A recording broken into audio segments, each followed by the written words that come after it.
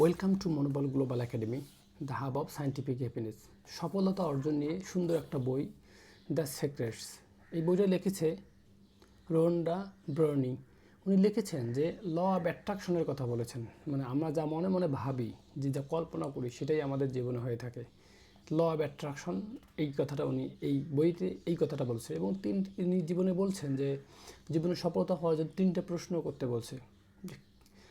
কী চাই, আস্ক করা, আমি কী চাই, হোয়াট ডু ওয়ান্ট, এটাকে প্রশ্ন করা যে তুমি কী চাও, চাওয়াটা কী আমার জীবনের। আমি যদি এটাকে স্পষ্ট করতে পারি তাহলে আমি কোনো কিছু অর্জন করতে পারবো। আমি জীবনে কী চাই, কী করতে চাই, এই জিনিসটাকে স্পষ্ট করতে বলছে। দ্বিতীয়ত উনি বলছে বিলিভ করা। বিলিভ করা মানে কি? বিশ্বাস করা যে এটা আমি পারবো, I can make it happen. হ্যাঁ, আমি এটা পারবো। কারণ নজরুলের কথা আমরা জানি যে আশা এবং বিশ্বাস নেই যার, যেও না তার সাথে, যদিও সে বেঁচে আছে সেজন্য মৃত সে।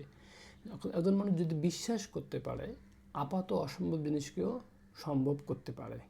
কারণ বিশ্বাসটাই আমাদেরকে বাস্তবতা তৈরি করে।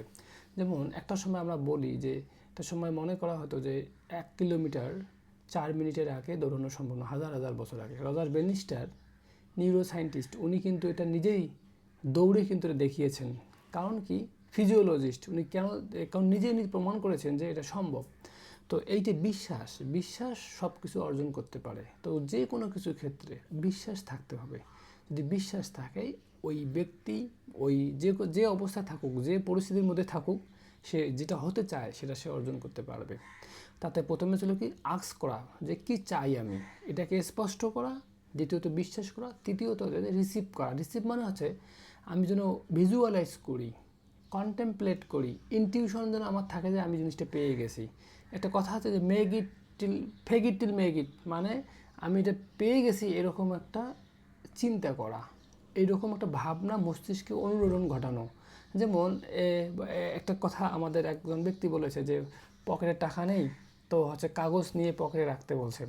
তো অনুভব করা যে হ্যাঁ আমার টাকা হচ্ছে, টাকা আমার, এটা কি সাইকোলজিক্যাল হচ্ছে ল অফ অ্যাট্রাকশন। কি, যখন আমি যে জিনিসটা ভাববো সেই জিনিসটা তো সেটা তৈরি হয়, যদি আপাতত নাও থাকে। কারণ এই ভাবনাটাই ইম্পর্টেন্ট এখানে। দ্য সিক্রেটস, এটা বিশ্বব্যাপী অনেক নাম করা একটি বই, এবং এই বইটাতে বলা হয়েছে ল অফ অ্যাট্রাকশন। আমি যেটাতে আমি পছন্দ করবো সেই জিনিসটা, আমি যে জিনিসটা ভাববো দেখবো যে সেই জিনিসটার সাথেই আমার দেখা হচ্ছে। যে জিনিসটা কল্পনা করি সেই জিনিসটা হচ্ছে। কারণ আমার মাইন্ড, আমি এখানে থাকলেও সাবকনসিয়াস মাইন্ড সবসময় ওই জিনিসটাই কাজ করে। তাই জন্য সবসময় সুন্দর করে বলছে যে সবসময় ভালো জিনিস চাইতে হবে, বড় জিনিস চাইতে হবে, ইতিবাচক জিনিস চাইতে হবে। তারপর আমি সফল হব, আমি ক্লাসে সবচেয়ে ভালো হব, আমি বেস্ট স্টুডেন্ট, বা আমার মার্কস সবচেয়ে বেশি হবে, এই জিনিসগুলোকে কল্পনা করতে হবে। যদি আমি ভাবতে না পারি, আমার ভাবনা যদি না থাকে, অর্জন কখনো হবে না। তা আমাদের জন্ম যেখানেই হোক, যেই লেখাপড়াই হোক, যেই পরিস্থিতি থাকি না কেন, আমাদের ভাবনাটা বড় থাকতে হবে, চাওয়াটা স্পষ্ট করতে হবে, বিশ্বাস করতে হবে, এবং আমি পেয়ে গেছি এইরকম একটা ভাবনা আমার থাকতে হবে।